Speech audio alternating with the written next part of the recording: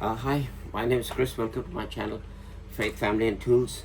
Today we're looking at sort of 5 essential tools that every DIY woodworker, hobbyist, or sort of handyman would have.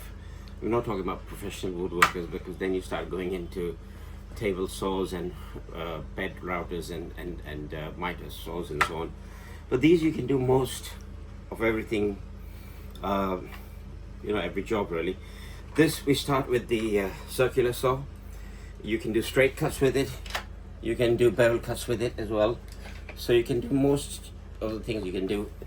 You also can get, if you want really accurate straight cuts, you can make one of these. I've got what do you call, some non-slip padding on this side so it doesn't slip on the table when you put it on. And you put it on and you run your saw. I actually cut this to size. You run your saw along it, or along the straight bit on here, and you get a pretty straight cut. So that's, you can also go on this side and use it for the smaller bit. With this saw, like I said, you can do bevel cuts as well. Let's tighten it, slap a battery in there. Switch it on for a minute.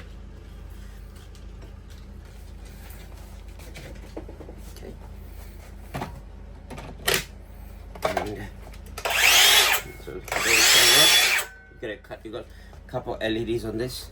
These are all 20-volt DeWalt tools. So that's another thing. If you're into a certain tool platform, so keep that in mind when you buy your tools. There's many other sort of accessories you can get with this, but we'll do another video on that at a later stage. The next tool, I think, is a sander, orbital sander. The brilliant thing to have with an orbital sander, the way it works, it sort of orbitals, so it doesn't give the swirly marks with just those round sanders. So you can attach them to a vacuum hose. You can where's the thing? Battery gone. You can also get things like a sand stand for it. Put your sand stand on there, some accessories to go with it. You can get these are good things to have. If you've got a sander, put these cookies down, so you can put your workpiece on there and it doesn't slip, so then you can sand. Also, what you'll find is with sanders, there's a little tip I wanted to give you. When you're sanding something, say you're sanding a piece of wood, you find that they round off at the edges. But there's one trick.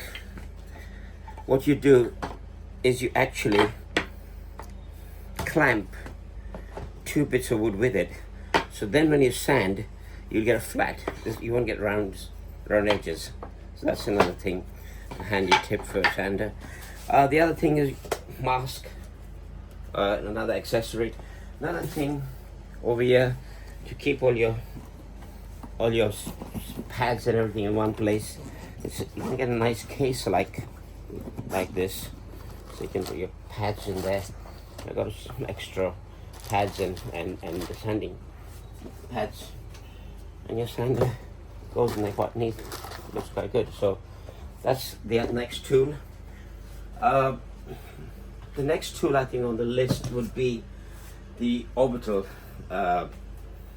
tool, or the oscillating tool. The oscillating tool is called the multi-tool, and these, you got so much stuff with it. You've got the DeWalt straight blades for straight cuts. So if you want to cut a bit of wood, you can go straight with it. You can cut at an angle, or you also got these depth gauge accessory bits, which probably I'll do another video on that, so you can actually adjust how much depth you want on there, so it'll stop at that depth and also roll along on a straight line with this. You can use it as as a miniature sander. So you know, it's versatile in a lot of things. Here's a sanding pad. You can sand little jobs like that.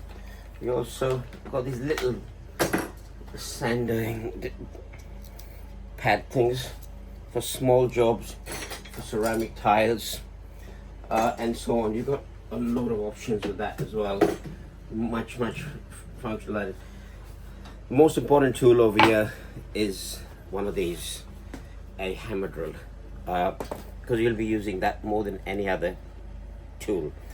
Now, a lot of people have a hammer drill and they have an impact wrench as well, but I think this is a more important tool to have than an impact wrench. What you find with an impact wrench is on small screws, fasteners, they can it happened to me many a times, the head just breaks off. And on bigger fasteners, you know, you don't know how much sort of you haven't got the control over it. You can, if you're putting many screws in a straight line, you can split the wood. You know, the best is to pilot the hole and use a countersink. There's these sort of things. This is a brilliant tool from DeWalt.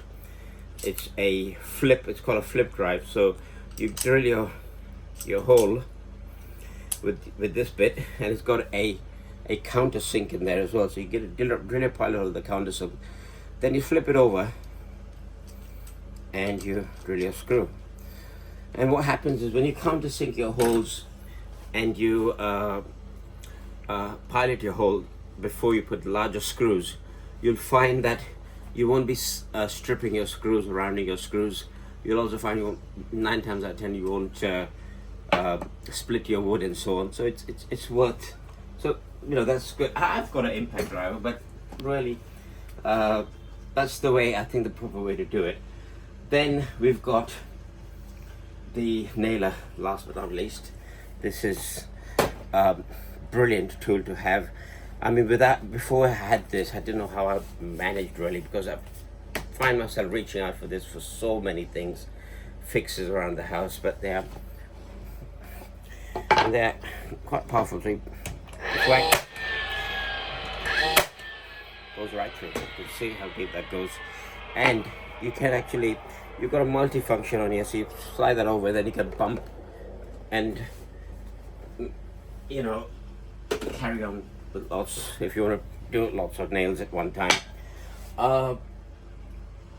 Yes, well, I mean, that's most of the tools, I think, for must-haves on as for a DIY. Oh, and there's other things, the other accessories like these workbenches and this blower. It's brilliant to have if you've got a sander. So when after you finish your work, you can actually blow these holes out, because the last thing you want is dust collecting all in there and building up after a while, and then your vacuum doesn't work so good. So yeah, that's a good thing to clean all your tools with. So must have. And with that, I think we'll see you in the next video.